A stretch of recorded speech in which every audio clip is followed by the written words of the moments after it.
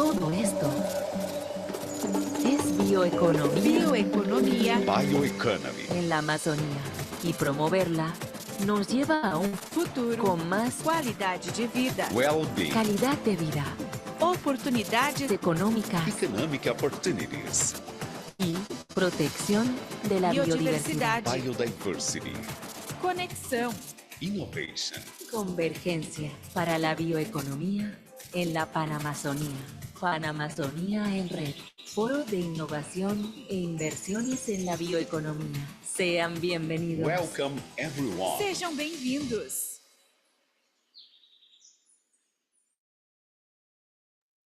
Boa tarde, é uma honra estar aqui com vocês Good afternoon. hoje. It's an honor to be here with you today for another panel in this forum about the Pan-Amazon Network. And we have a very interesting panel with 3 different countries. We have Bolivia, Ecuador, and Brazil. And we're also bringing you a conversation about governance this afternoon. So the topic of the panel is the ways to governance and integration. And in this panel, we have 4 guests. I'm going to describe them first. We have Glenda Ortega from the Ministry of the Environment, and from the Subsecretary of Ecuador, and we have Jhonny from CONAQ, which is the National Coordination of Articulation of the Black, Rural, and Quilombola populations in Brazil. And we also have Angela Mendes, who is from the Comitê Chico Mendes, and Mr. Manuel Lima, representative of the rural producers from Bolivia and president of the campesina Trinchera community of Bolivia from the Pando region. And I would like to thank you all for being with us. And we're going to have an exchange of experience, of knowledge and stories. And I'm going to start by inviting Jhonny Martins from the National Coordination of Articulation of the Black, Rural, and Quilombola communities, CONAQ. CONAQ has more than 24 states in Brazil, more than 3,500 Afro-descendant communities, and the creation of CONAQ led to the Quilombola community standing out in Brazil, in the planet. It was a very active agent in the Black movement in Brazil, and he invited us to discussion about ethnic plurality in Brazil. So, Jhonny, I'd like to hear a little bit about the story of CONAQ, how it came to be, and the role of CONAQ and the Quilombola communities in the promotion of business that can support the population and the Quilombola territories. So welcome, Jhonny, and over to you in this first round of questions. And then we're going to have another question for you in the second round. Thank you. Thank you, Raquel. Thank you. Good afternoon to everyone. Thank you to, well, good morning to everybody who is joining us here, as well as my panel members here, everybody in Brazil. I'd like to thank everyone, and thank you for the invitation of being here with you in this very rich and important debate for all of humanity. So CONAQ is a movement made up of Quilombolas. It was created in 1995 on the 12th May. So we just completed the day before yesterday, 29 years of existence and evidence of CONAQ and its work. So our function here is to bring together the communities so that we can talk about the public policies. And we know that the community in Brazil, ever since its formation, ever since the slave ships came to this country, there was difficulty in terms of access to public policies and also the rights. So rights that were debated and conquered with a lot of struggle. So now we are part of the Brazilian Federation. So this is the role of CONAQ. It is working with the communities so that we can be more aligned and we can discuss the importance and make public policies get to our quilombos, our communities. So the Quilombola communities from the Midwest, one is called Fúria do Juízo. It is the head Quilombo created in 1890. There was a lot of resistance, and we're still there today working with tourism, ecotourism, and we also have rapadura, which is a traditional candy that the Quilombola communities make. So talking a little bit about CONAQ, our work in terms of governance of the land and talking about bioeconomy today and the process of bioeconomy that brings us together. We understand that the Quilombola communities have always done a beautiful job related to the economy of their territories. So the communities that have difficulty to access the commercialization process, but it's a community that is very rich in terms of its history, in terms of its knowledge, and the world noticed that it is necessary to talk to these people. It is necessary to talk to those people who live in the forest, who are in the fields, in the biomas, so that we can, in fact, have a change in the understanding that the planet has about bioeconomy, because usually we see these large multinationals, large mining companies, the large production for agribusiness. And today we're talking about a bioeconomy that goes through different people. So it's a solidary economy, and it's an economy that is involved with nature. It protects nature. So the communities bring this in their existence. If you take the term quilombo in the time of the slavery, it means where there was a land and a group of Black people, and there was pilão. A pilão was something that helped them to mill the corn, all the seeds. So it is an economy that is in the communities, and it is connected directly to the issue of the environment. So the pilão is the pestle. But there was difficulty in Brazil because the territorial disputes were very aggressive. Brazil is one of the countries that kill the most defenders of human rights inside the environmental aspects because it is very difficult. It is something that we're not able to see. There's no model for the protection and legalization of these territories. The Quilombola communities, although they are part of the federal constitution, if we look at the legalization of these territories, it's very slow. And it goes through several different layers, legal layers, administrative layers, until there is an entitlement process for this community. And we're talking about donations, we're talking about protection, because I'm talking about Quilombola territories, I'm talking about the preservation of springs, from rivers, I'm talking about a strong and preserved bioeconomy with the added knowledge that we are debating now. And I always talk about the labeling of bioeconomy, but talking about this knowledge and knowing more, knowing that this is the way for us to be able to save the planet Earth. So Brazil is going to now participate in COP30, COP30, and when COP30 happens in the Amazon for the first time, people will see the population that protects this nature, this land, and this population needs to be seen by the world and needs to be protected so that we can continue preserving life. Thank you, Jhonny. You definitely respected the 5 minutes. Thank you for your testimonial.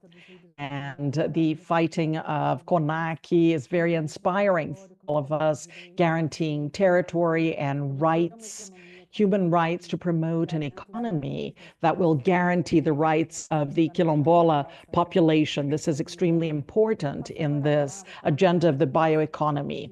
So now I'm going to give the floor to Angela Mendes from the Comitê Chico Mendes, and she is based in Acre, and she has emphasis in terms of human rights, and she participates in several networks and initiatives associated to this cause. She is a technologist in environmental area, and she's also from Socra, and she is part of several initiatives like journals, Memorial Chico Mendes, WF in Brazil, and she's also a member of the Economic Studies of Amazon, an institute. So she created the Chico Mendes Committee, inspired by the young people of the future. And since then, this committee has been supporting the young people in the forest and the main players, which are the women. So Angela, thank you very much for being here with us. We wanted to know a little bit more about Comitê Chico Mendes. What is the legacy that your father left you, and what do we have for the young people in the future? Over to you. Good afternoon. Okay, I'm going to try and explain things. Good afternoon, Raquel, and I wanted to start by thanking you for the invitation and the opportunity to share this moment with my colleagues in the panel, and Mr. Manuel and Jhonny, and I think we actually, it looks like we organized to have the same colored clothes here, right? And I'm very happy to receive this invitation. So Comitê Chico Mendes, it was born as a network of companions, my father's companion, when everybody was very upset because he was murdered. Everybody was very sad, and they understood that you needed to have a place for mobilization of society, national and international pressure, the Brazilian government to move forward with justice and with the judging of the murderers. Because as Jhonny said, Brazil at the time, just like now, it was in the rankings of murders. It was in the leading ranking of murders, rural workers, and impunity was just huge.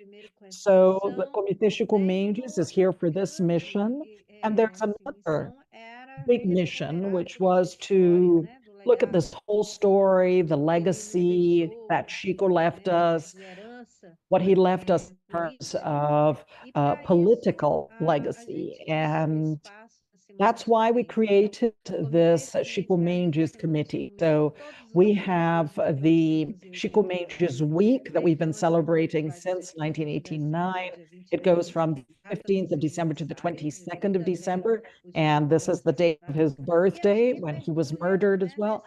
And we, dive deep into the legacy of Chico Mendes. We have speakers, we have conversations and roundtables and all kinds of interaction where we can discuss with society the legacy that Chico Mendes left us and how important it is for us. So we're talking about policies that are public policies that we know about today. We know it as public policies. And at the time, he didn't even think that there was a relationship. We were only talking about education, which is the Seringueiro project. This is a project that was developed in the forest, modeled in the principles of Paulo Freire, looking at the reality of the local population. And this Seringueira project was very important at the time for two reasons. And one is that in several places of the Amazon, there are seringueiros. These are semi-slaves, and They took advantage of the fact that they were illiterate, and they explored these seringueiros, the rubber tappers. And the task was to organize the unions together with CONAQ. So it was very important for these companions to be able to know how to read and sign a paper or write a message. And all of this was part of a strategy that was very strong.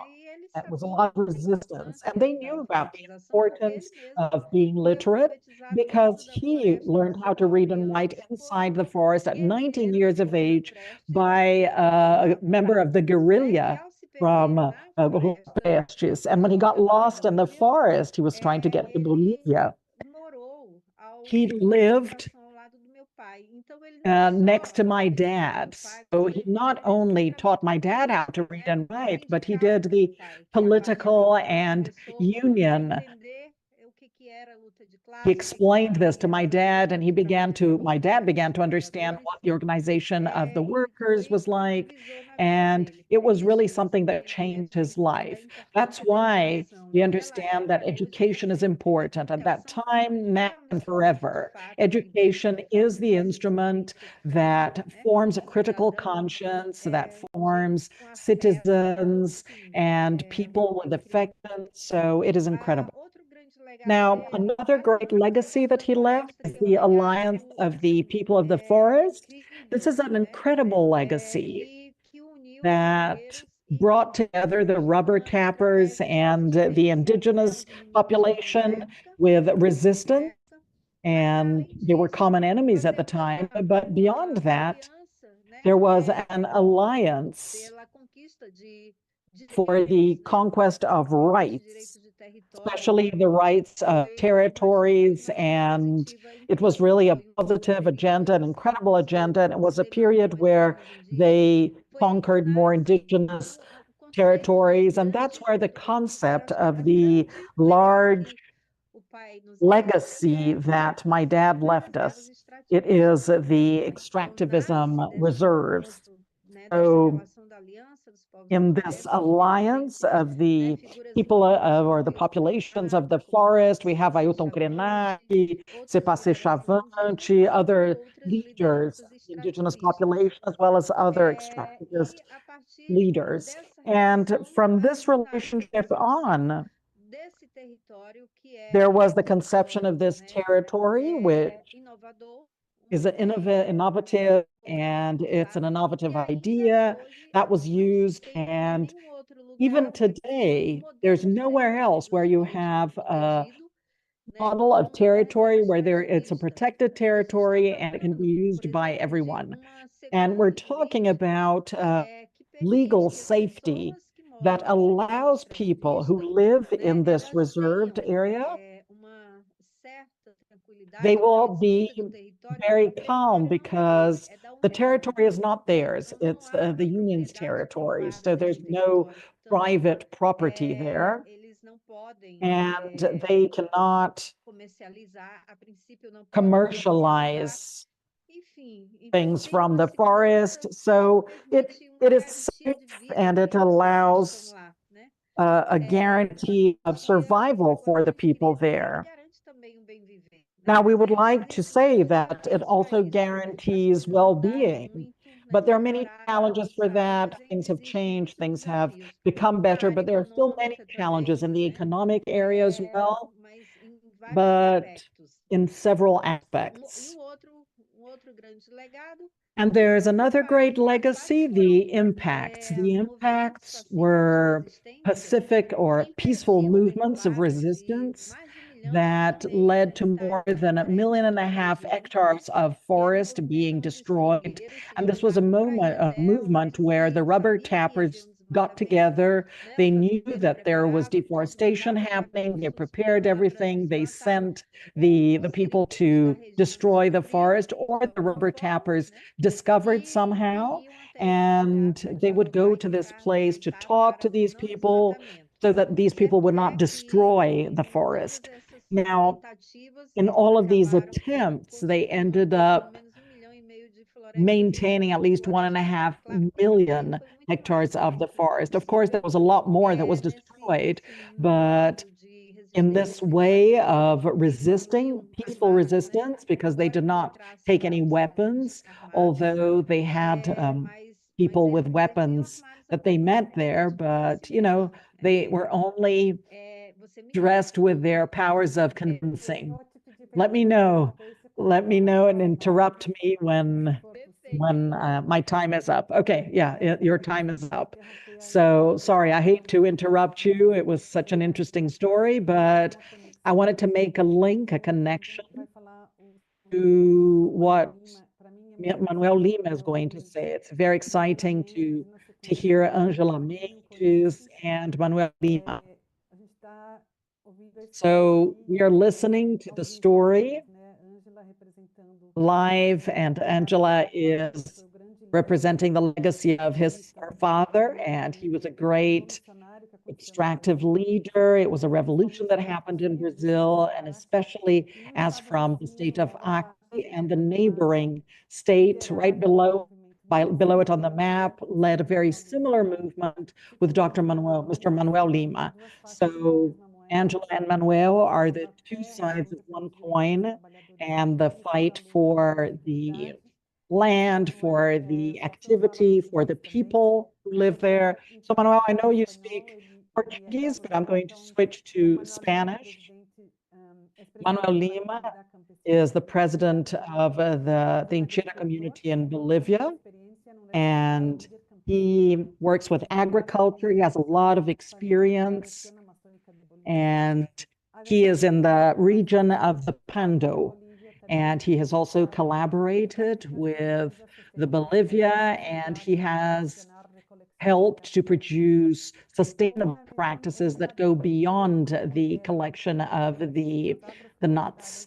And he also leads the agroforest systems and combining productivity with the environment. Welcome, Mr. Manuel Lima. So please feel free to speak the language you want to. It's an honor to have you here. And the question that I have for you is if you can tell us a little bit about your story that is represented by you, the fight for the territory and the fight for the production, dignified production conditions for the families, the traditional families of the Amazon. Thank you very much, and over to you.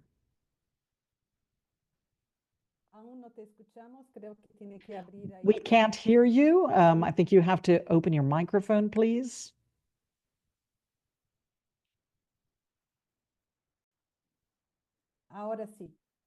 Okay, please. Good afternoon, Raquel. Pleasure, first of all, to thank you, and first of all, greet Jhonny and Angela.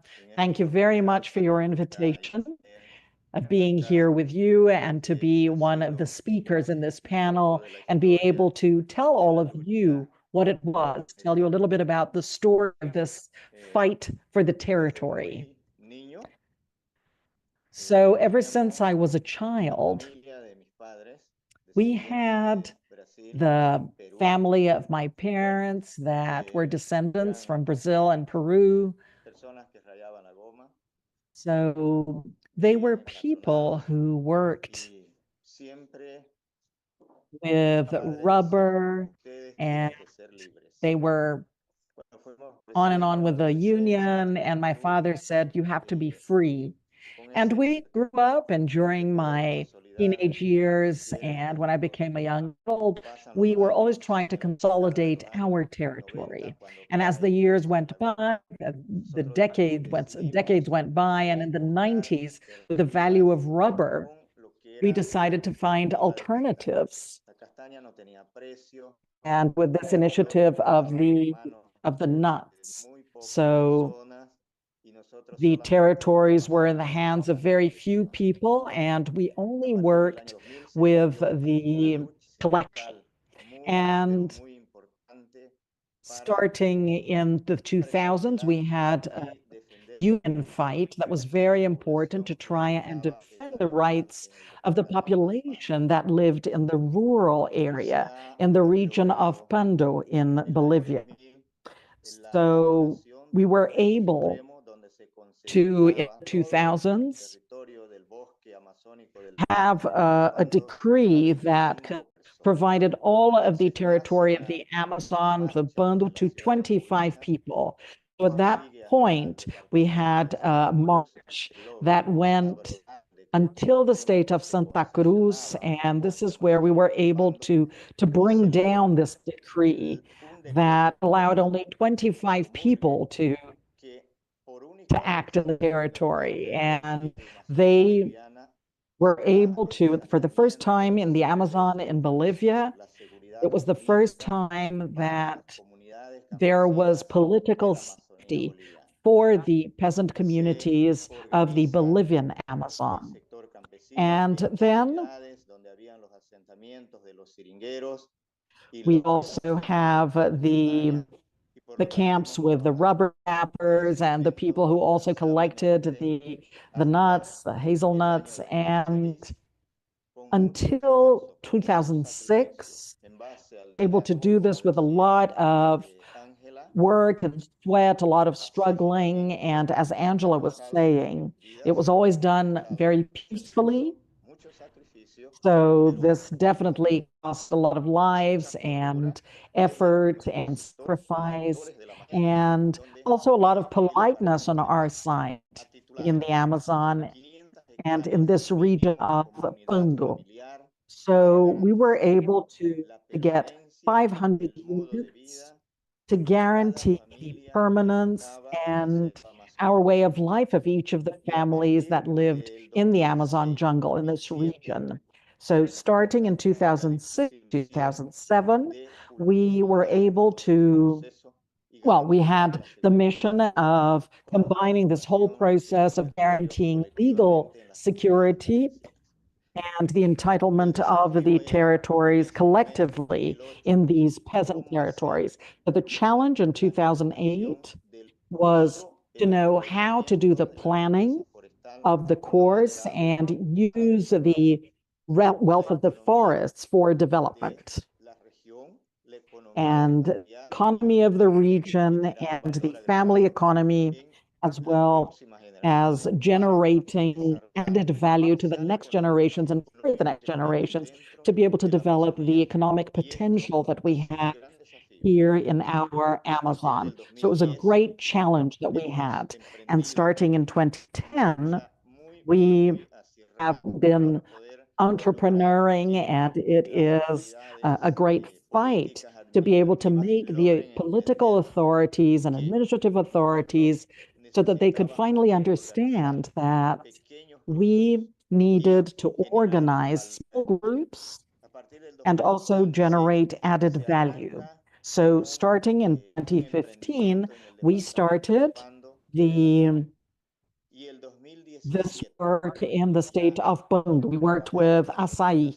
And then in 2017, working in the zoning of the territory, we created a small association of organic nut collectors. And we were able to insert in the European market the organic nut from the Amazon, the Bolivian Amazon. And this was to generate greater profit or more revenues, fair revenues for these families in this ecosystem, and also conserving the forest and the fauna and flora of this ecosystem, because we are part of all this. And it was not a simple job, and it hasn't been simple because there are many limitations. And it is the effort of all of these families that are involved who really want to continue trying to always get the best and overcoming challenges and generating an economy that has to do with respect, conservation, and the defense of life. So all of this was developing, and it was developed by me, and I was a leader, an entrepreneur, and a leader always. And I was always proposing and debating the right to life and the protection for the next generations. Thank you very much, Manuel. It's always great to hear you. And you are an inspiration for all of us. And I'm going to continue with the panel, and then I'll be back for another question. So the next question is back to Jhonny Martins from CONAQ. So Jhonny, could you share with us a little bit of what the work CONAQ has been for the Quilombola communities in the Amazon? And what are the biggest challenges that you face today in Brazilian reality? So what do the Quilombola communities in other countries, when they are invited to participate in this debate, what can they learn from you?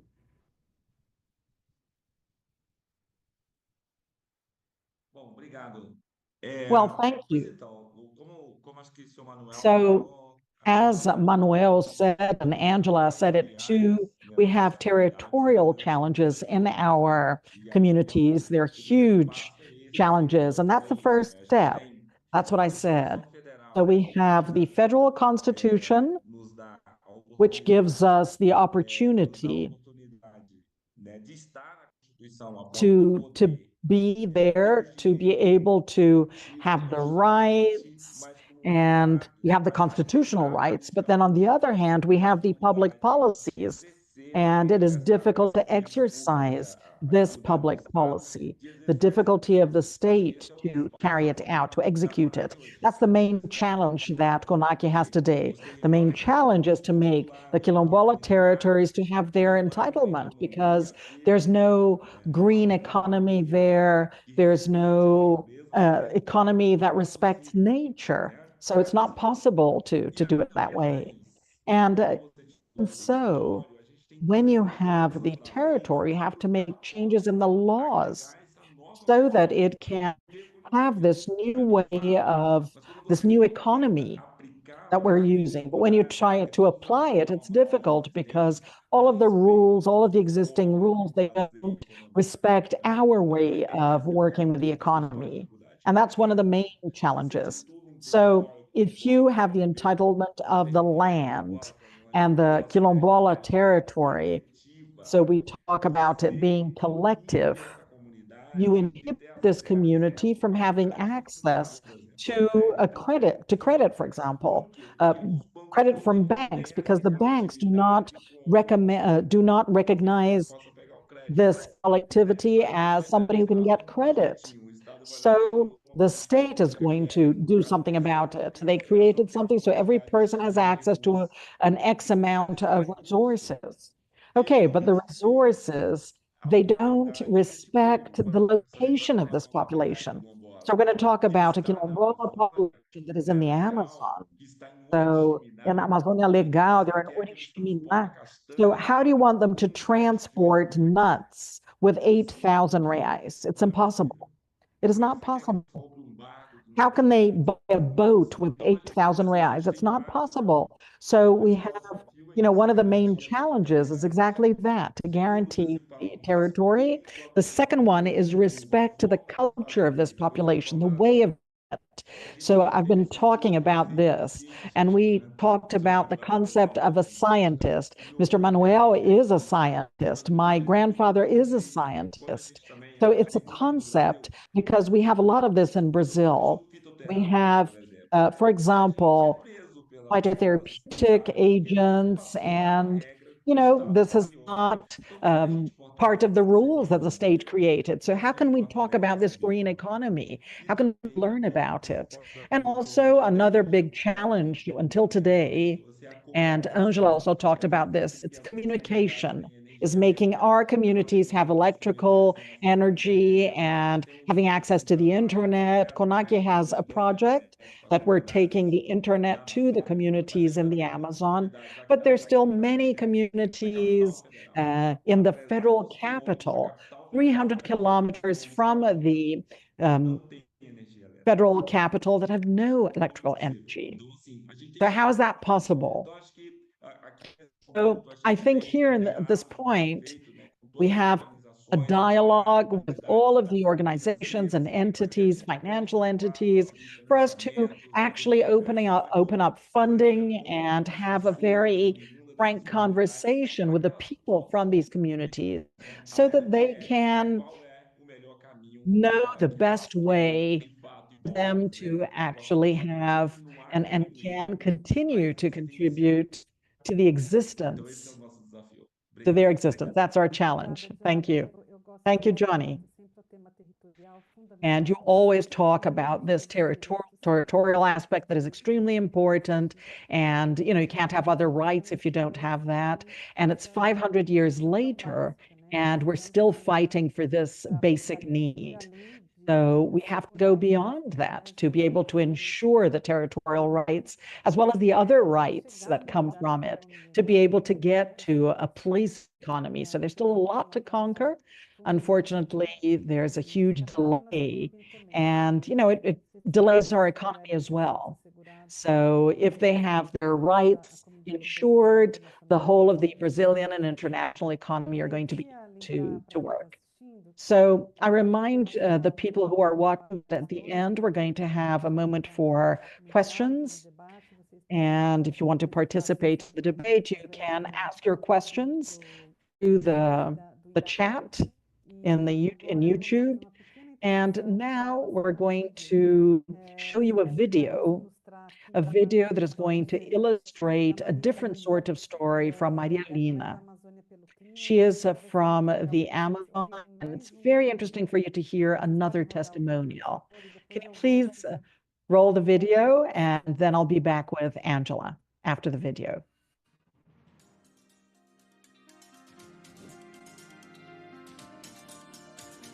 Meu nome é Mary Lima, eu estou aqui em São Paulo, mas eu sou do Amapá, da Amazônia, e atuo bastante nos estados da Amazônia, com comunidades tradicionais. Olá, rede.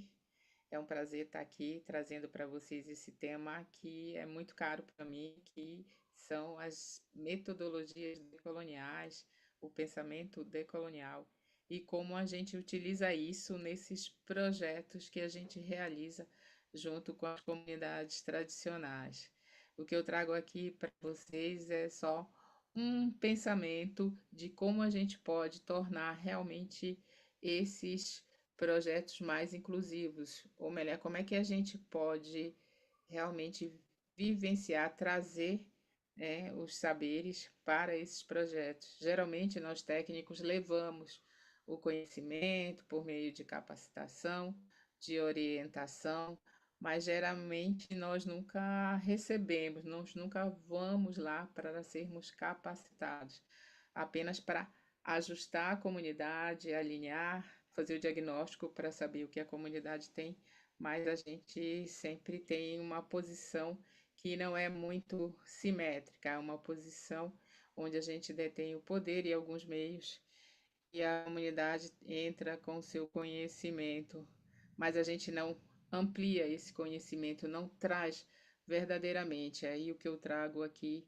o que eu chamo assim como um ponto de atenção, é para que a gente perceba o quanto a gente está realmente incluindo esses conhecimentos em todas as etapas do projeto. É isso, gente. Um ótimo evento.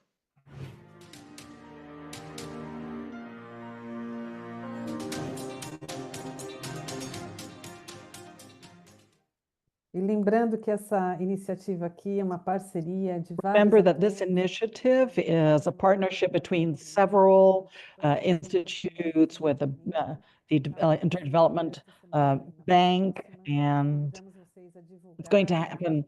It's happening this week and next week, and we're inviting you to watch. The events are going to remain on YouTube, and you will hear about this. So coming back to our conversation, and it's a little bit of what Jhonny has been reinforcing, and Mary talked about that as well. It is the rights of the traditional population, the different way of doing business, a different way of seeing the world and how this should be respected, also in the economy and the business. And the different cultures have different timings, and the willingness to do the activity is different, the way of engaging is different. So all of this has to be respected. And the Amazon is a huge well of wealth and knowledge. So Angela, taking advantage of your trajectory and promoting youth and promoting things for women, how do you see the youth and women as transforming the economy in the Amazon? Well, Raquel, actually, we once again maybe follow. Well, my dad was ahead of his time.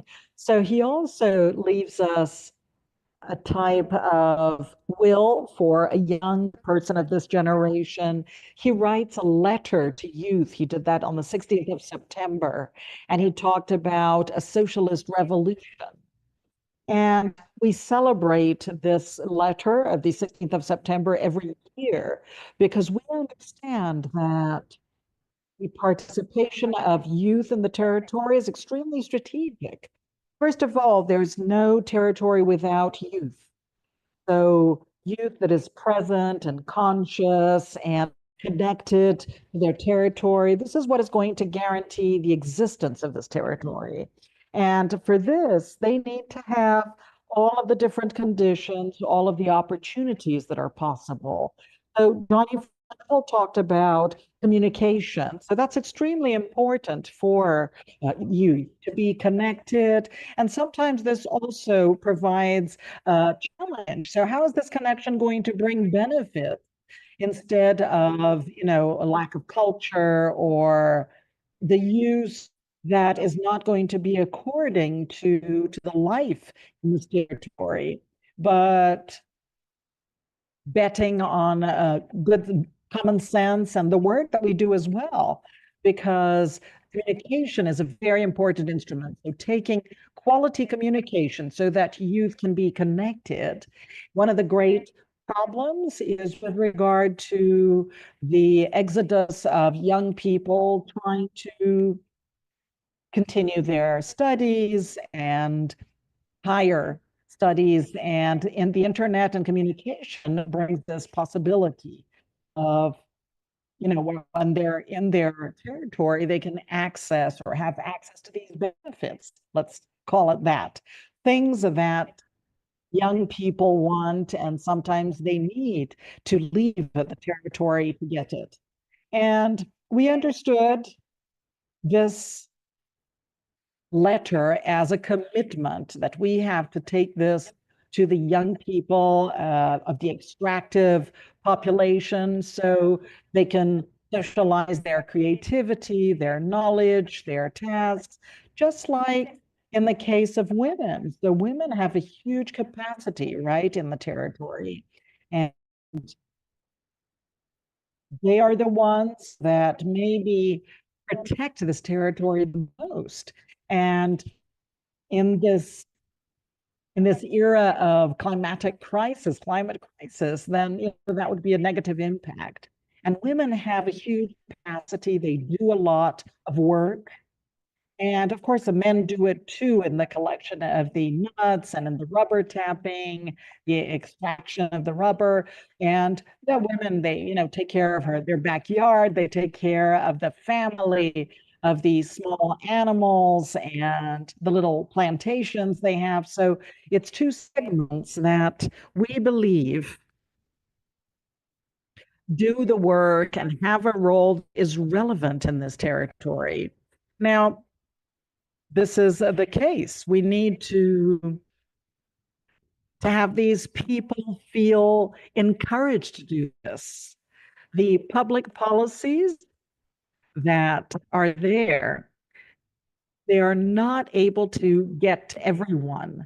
So they have a certain reach. They reach some communities, the ones that are closer, the communities that are a little further away.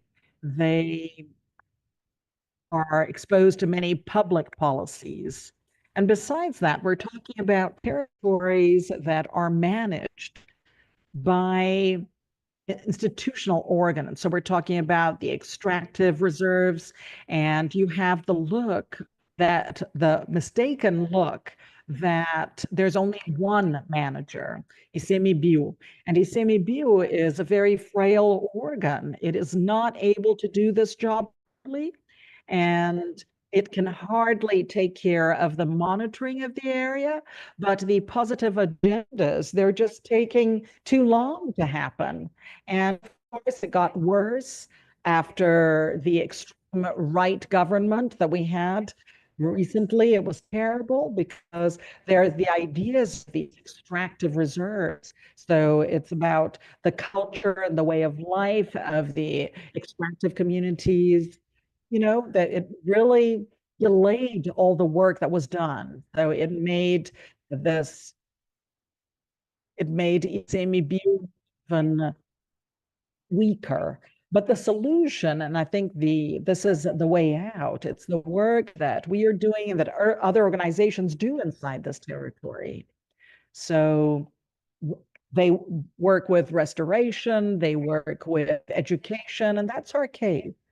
We understand that young people, they have an incredible capacity, and we look at this territory as if it's a territory as if it were a territory that not everybody knows how hard it was to conquer this territory. The blood, the sweat, and the tears that were used to claim this territory. And the political education can be a very strong strategy as well for protection of this territory. So we talk about education. We work with education of young leaders. We also work with communication. We understand that communication is also a strong instrument to protect the territory.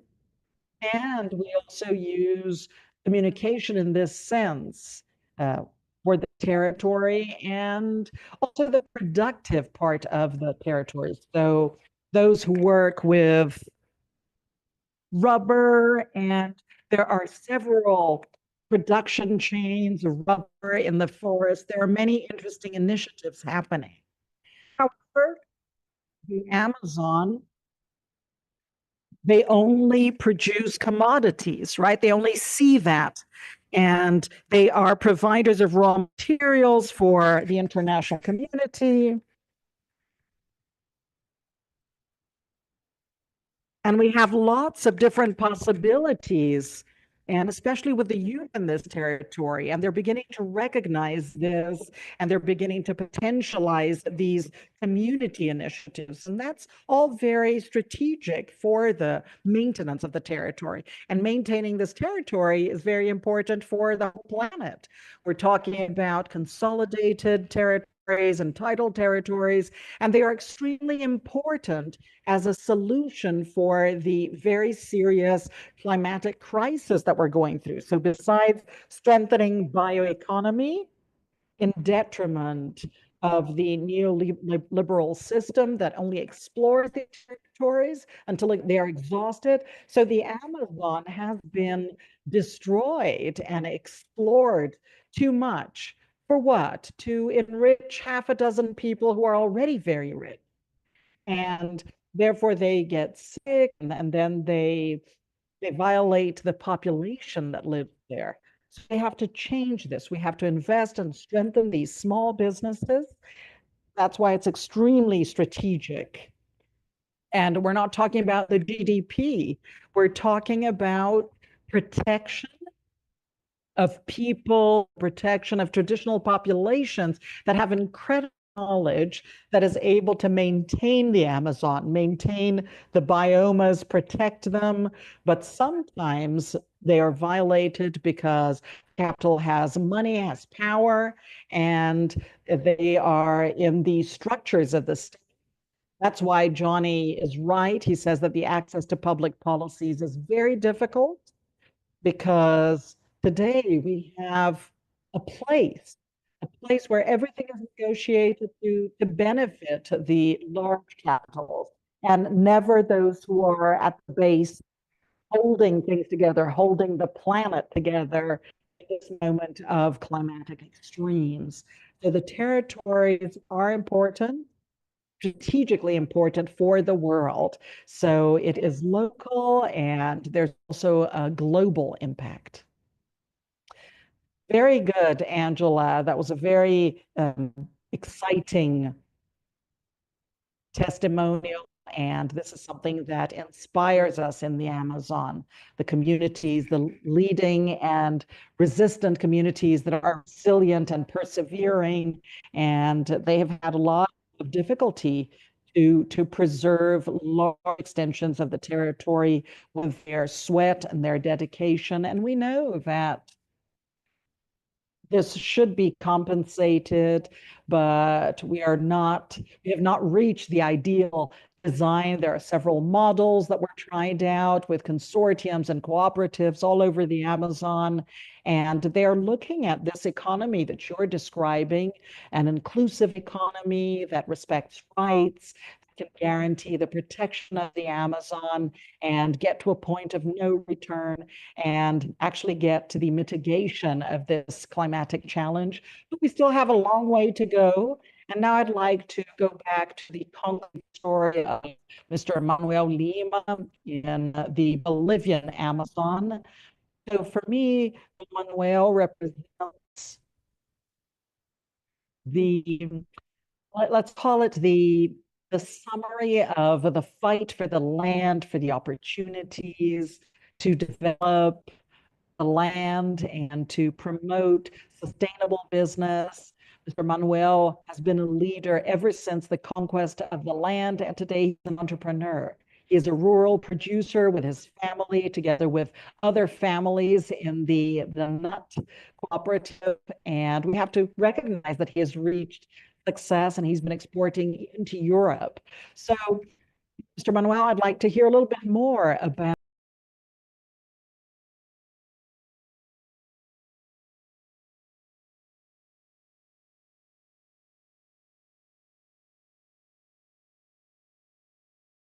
outros continuarem tentando, inclusive para jovens amazônidas poderem sonhar com seu próprio negócio. Acho que Dom Manuel e sua família e sua comunidade nos inspiram a não desistirmos dessa luta que é possível. Por favor, Dom Manuel. Y adelante, puede hablar en español lo que sea más conveniente para usted. Gracias, Raquel. Mira, definitivamente el desafío más grande es crear una organización. Create an organization and to be able to get to the market, the international market, and it is a bigger challenge for the families that are in the Amazon jungle because it is food that has a very high nutritious value. It should include all of the criteria of the sanitary measures so that it can be consumed in the whole world, the world that we live in. And this is abroad. And definitely this challenge, we have taken this up with a lot of responsibility and we're very serious about it. And this is how we started working. So we had to work with the best practices and considering the harvest and the manipulation, which is the quality of the product, related to the drying and the work that is done every day, the collectors, as well as the weighing, the selection, and the transfer of this material to the company that does the processing, because we don't have a processing company for exports. So these are the limitations that we have here in terms of the market. Not having economic conditions to be able to create a company or a factory. But this does not limit us to get to the international markets. Why is that? Because when it is dependent, when we talk about a whole generation,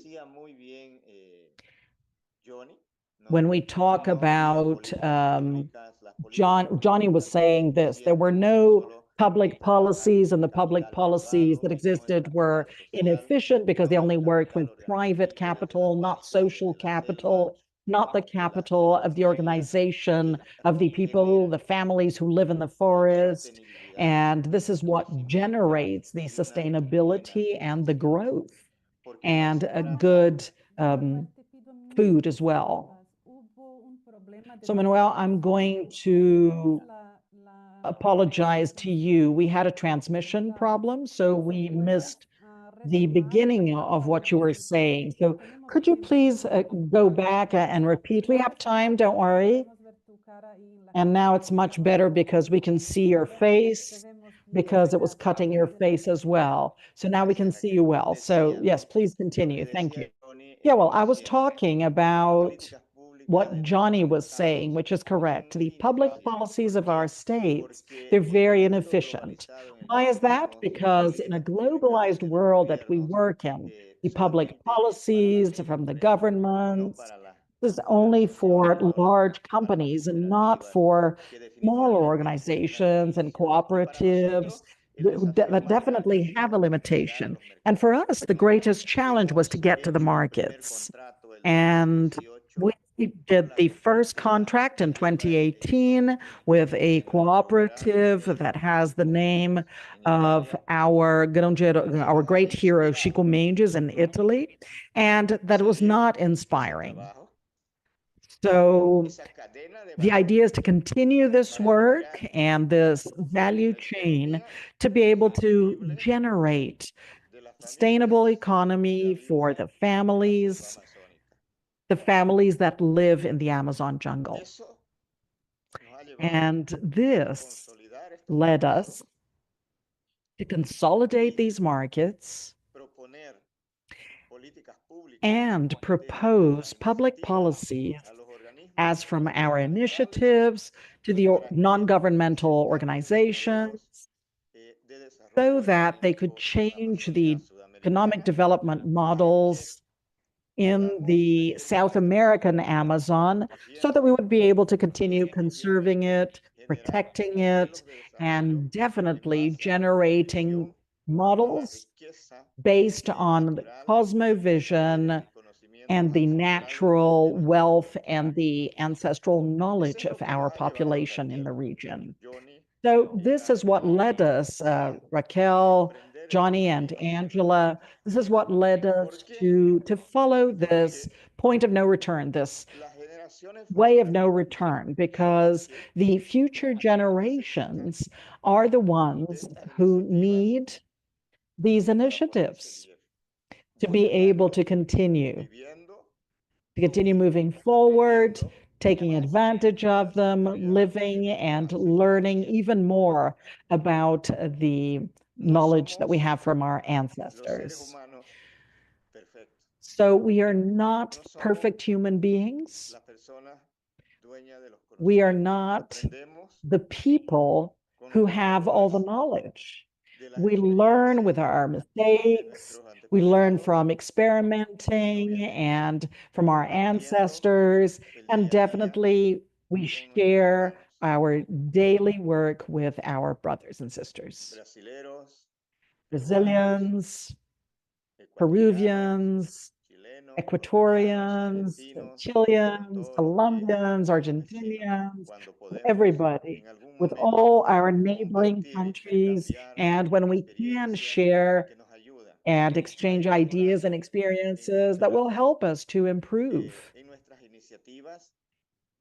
our initiatives, and then being able to implement better opportunities for the family and for those we work with tirelessly. So definitely it is another challenge for us, Raquel, at this time, to talk about the public policies, the ones that we have in our countries, and these should change. They should change, and they should adopt a development model that respects the population, that respects life, and generates development models for public policies that will generate equity, equality, and opportunities for our society. So we are definitely people who are convinced that the capacity and the opportunities are here. And there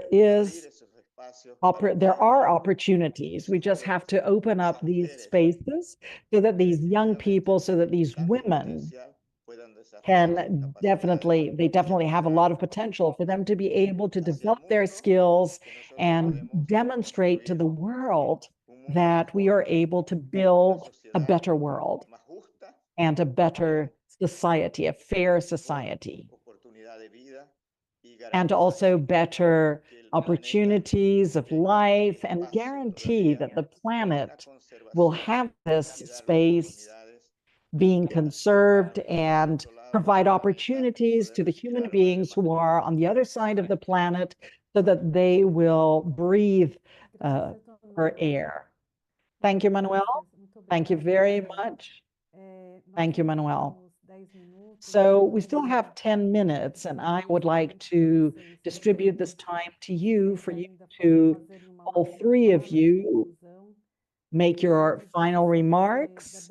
And before that, I'd just like to say how beautiful it is to hear these voices, your very strong voices, and you are people who are committed, and you are resilient warriors, and the fight for the right to the land and a dignified economy and inclusion. This is something that all three of you share in the organizations you represent. And this is something that is extremely important to bring when we talk about the dialogue that we are trying to promote in bioeconomy. So Jhonny said this very strongly, that there's no better way of saying it. You don't have economies if the land is not guaranteed, right? That's the basic right. So Jhonny, over to you again for your final remarks. A little less time for each one, maybe 2 or 3 minutes each, just for us to conclude. Jhonny, over to you now. Thank you. Thank you, Raquel. And I just wanted to talk about how happy I am to be here with Mr. Manuel and with Angela in this debate. And I really believe that we can be better and together defending the planet. And it is possible to live involved in nature without any destruction of the forest, without being aggressive to the environment. It is possible. And every day we are showing this to society, and nature has a value, a very important value for us.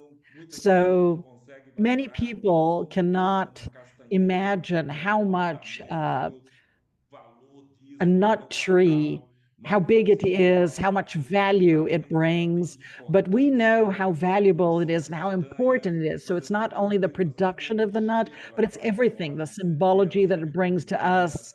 It serves as a guide, and it also provides shade. It's also a place to rest, to reflect, to recharge your energy, and also as food. So it's possible. It's not possible. We're saying this historically, that for us, the people of the forest, it's extremely important for our standing forest. And we want the territories and the communities to be guaranteed so that we will be able to continue guaranteeing the life in the planet.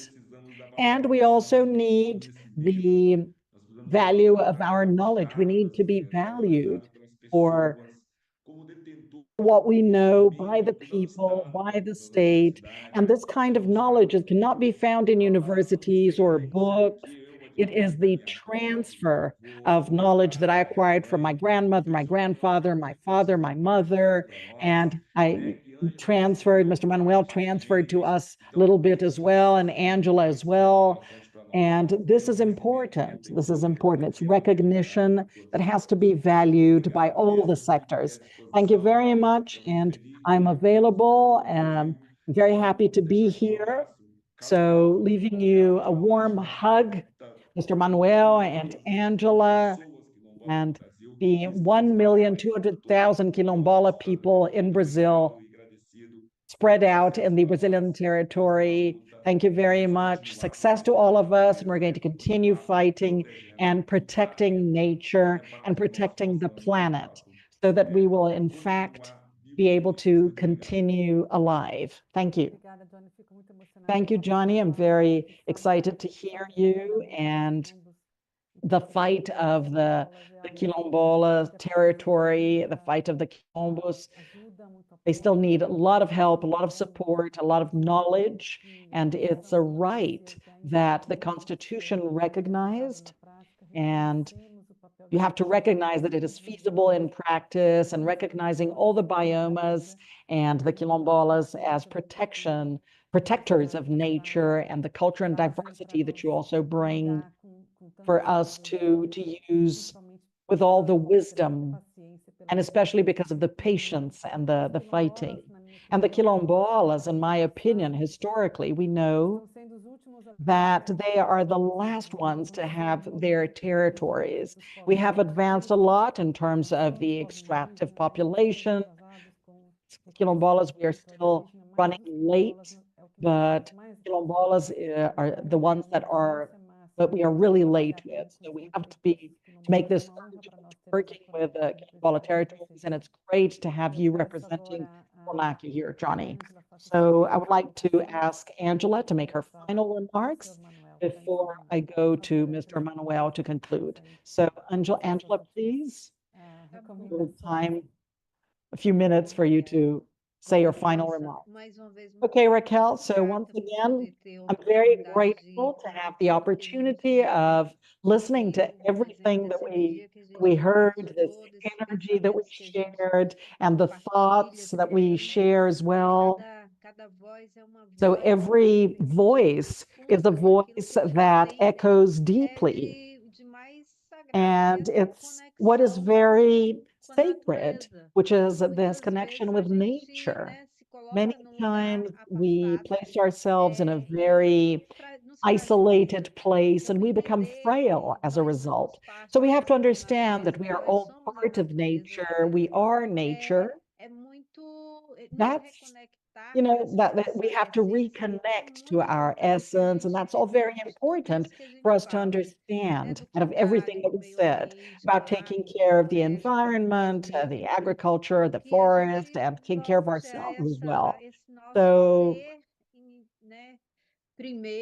first of all, we have to work with a connection, the relationship with this territory, and our feeling of belonging somewhere. So I would like to call the community that is watching us so that we'll be able to take a look beyond everything that we've said here, so that we can look at violence, so that we can look at the lack of love that is around us today, and that makes us see situations such as genocides in Gaza in such a distant manner. Gaza is here, it's in the Amazon, it's in Brazil, when the police kills the Black boys, when agribusiness kills our family members or the indigenous population, the Quilombolas, the women in our center who are dying in Africa as well, in the wars, right? In Africa and in all of the places where there's war.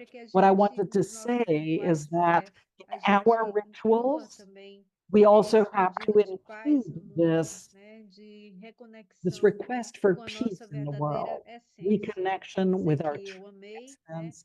And I'd like to say that I loved being here with Jhonny, talking more with Mr. Manuel as well. He's incredible, and it's good to be connected. And thank you, Raquel, for giving me this opportunity.